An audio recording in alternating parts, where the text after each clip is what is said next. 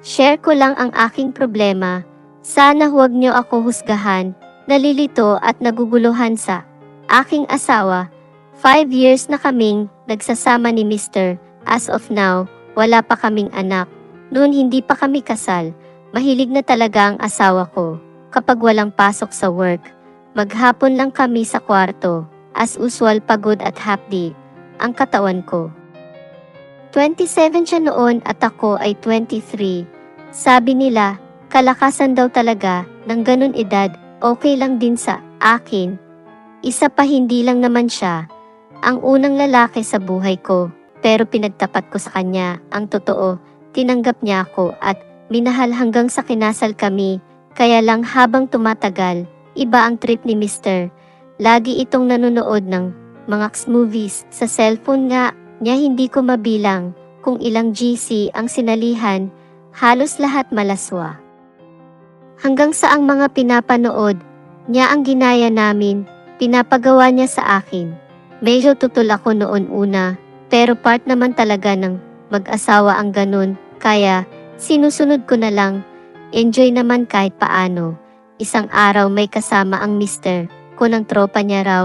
Mag-shot daw sila sa bahay. Nagluto rin ako ng pulutan nila. Pina-shot din ako ng mister ko. Pero dahil hindi ako sanay, mabilis ako nahilo. Hanggang sa magpaalam na ang isa niyang tropa. Hinahanap na raw ng misis niya, kaya dalawa na lang sila. Bigla akong kinausap ng mister ko. Sinabi niya na gayahin daw namin. Mamaya ang bago niyang pinanood. Tumango lang ako kasi nasa harap namin ang tropa niya. Inutusan niya ako na buksan ko na raw ang aircon sa kwarto para malamig na. Pero sumunod pala sila sa akin sa kwarto. Doon pinaliwanag sa akin ng mister ko ang gagawin ko. Nakiusap siya, 1 beses lang daw. Subukan lang namin daw.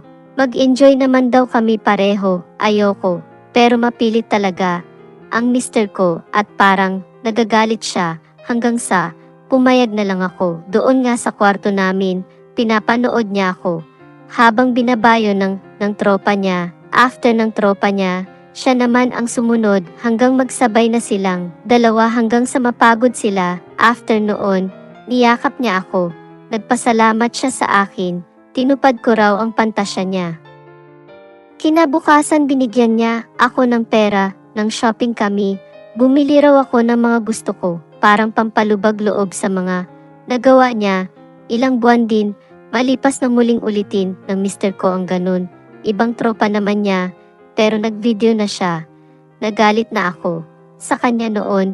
Inaalala ko baka kumalat ang video, pero nakiusap ulit siya na last na raw yun.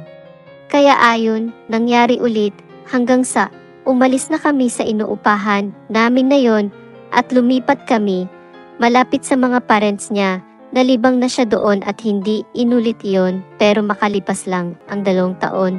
Muli naman na sinapian ang mister ko. Ganun ulit ang setup na ginawa niya, pero hindi talaga ako pumayag.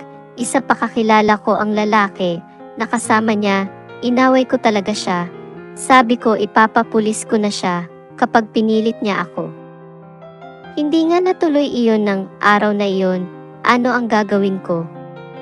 Makipaghiwalay na ba ako? Paano kung hindi siya pumayag at gamitin ang mga video na kuha niya sa akin para takutin ako?